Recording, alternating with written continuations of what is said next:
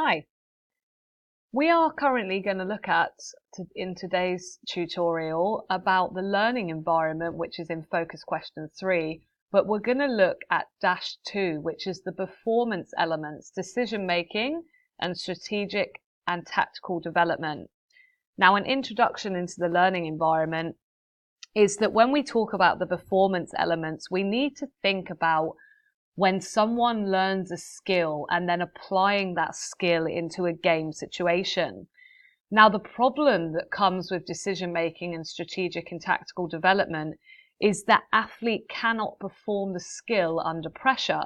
So they practice in training the skills, but when it comes to a game situation, when there are opponents under a pressure situation, their performance deteriorates.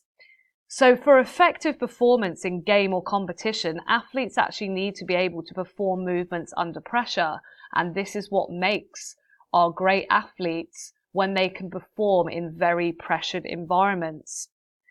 If you can train athletes through coaching and through sessions leading up to games in pressured situations, the outcome is going to be a lot more effective.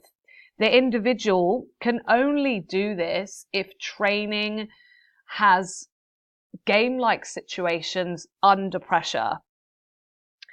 Training that allows athletes to do this provides them with the opportunity to develop tactics, moves, and game plans. So the benefit is they can see how performing a basic skill can actually impact an athlete under a game situation, and therefore practicing in game-like scenarios feels like it's a real situation and the outcome is more positive. Now, to talk you through this dash point, I'm going to show you the following diagram, and every sporting example I give you is going to link to the netball player, which you can see up here, Shani Evans. When we look at the first requirement of this dash point, which is decision-making skills, I'm going to talk you through this component and use Shani Evans and netball as an example to help you understand. Now, with decision-making skills, coaches need to provide opportunity for decision-making in practice so that athlete can actually improve their skills, resulting in clear decisions when performing. This has to be done under pressure. If you create a situation in training that has no pressure, let's take Shani Evans in a game doing a center pass. If you have a scenario where she is doing that without any opposition, that skill is going to be very easy and the decision making that is applied is easy. However, if you put it into a game-like situation in training, you put a defender in there which is really tall, that changes things, and the decision-making of Shani is going to have to change and it becomes more complex. Productive decision-making is best achieved through the following. First of all, observations. Coaches will use boards and demonstrations to highlight why and when certain decisions need to be made within the game. So during half time, for instance, in a training session, a coach could show Shani Evans on a coaching board the precise movements that need to be made for an effective center pass to take place. During decision making, questioning also has to take place. Now, when you question athletes, you are questioning what they have done in training and you are questioning the movements they have made, and therefore highlight the options that they have in different scenarios. You can also use a whole part whole approach as a coach. A game strategy needs to be taught so all players can see the whole overall plan. This also helps with developing decision making. Another example using netball is if you are looking at the center pass, the whole part whole approach will let you set up that skill in a number of different scenarios. So for example, the netball set center pass is outlined to all the players. All players focus on learning their own set moves within that centre pass. The players then rehearse with no opponents, because remember, with this whole dash point, it is a lot easier if you are actually performing a skill without opposition. So when you've got a difficult skill such as the centre pass and a specific decision-making skill, you will focus on doing that without opponents. And then after that skill is perfected without opponents, that's when you introduce opponents and rehearse it lastly with opponents like you would in a competitive game scenario.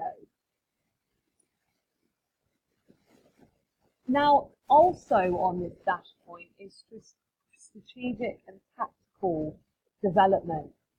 Now, although these come under the same point, they are slightly different. And when we look at a strategy and a tactic, although they fall under the same component, they are different in the nature and what the coach is actually trying to develop. So strategic and tactical development, strategic understanding refers to the way an athlete should play and where they should be at a particular time. Tactical awareness is different. What it's doing is utilizing ways of gaining an advantage over an opponent. Now, using again netball, okay, and Shani Evans, a strategy might be what they are going to do and where players are going to be when they have a free pass or a centre pass, knowing exactly the role of players and what they should be doing. Tactical awareness, and using an example of netball, is how do we apply tactics to a game that will actually have an advantage over our opponents. And that would be a tactic that's going to be put in place where the coach is very specific and technical in what they want. Sports are a lot more tactical, and those sports are the game sports. Sports like netball, soccer, AFL, the learning environment is a lot different than archery because you have opponents in front of you and you need to develop specific strategies and tactics against those opponents. If we look at archery, yes, you will need tactics and strategies to win, but they will be personal tactics and personal strategies. When an opposition is involved, such as netball, you need to have a look at not only your own strategic and tactical development, but you also need to think as a coach, how are we going to beat the opposition? Here, the learning environment, as I said, needs to reflect game situations, and the coach needs to make sure players understand how to apply their tactics. The benefits of tactical and strategic development is it allows players to understand the complete requirements of skills. Players like Shani Evans, they already are at a level where skills come naturally. And each training session, as those skills come naturally because they're an elite athlete, the main focus will be on tactical and strategic understanding of the game. How are they going to beat their opponents? That will be through specific movements that they apply during a game, such as a centre pass, and how they will beat their opponents. They are not so focused on just developing solely the skills without putting it into practice. You would be a very poor coach if your focus was just on skills. Those really good coaches and those really effective teams are the teams that train under pressure most of the time. Players that perform under pressure, it is very obvious that you will be able to tell through observing them. It enhances their confidence. That athletes already know that they can outmaneuver their opposition, and it also improves team coordination. Each player knows what the others are doing. And again, if we take a centre pass, for instance, all players that are involved within that centre pass and all players within that team will know exactly what is going to happen in the movements that are going to be made because they've done it in training.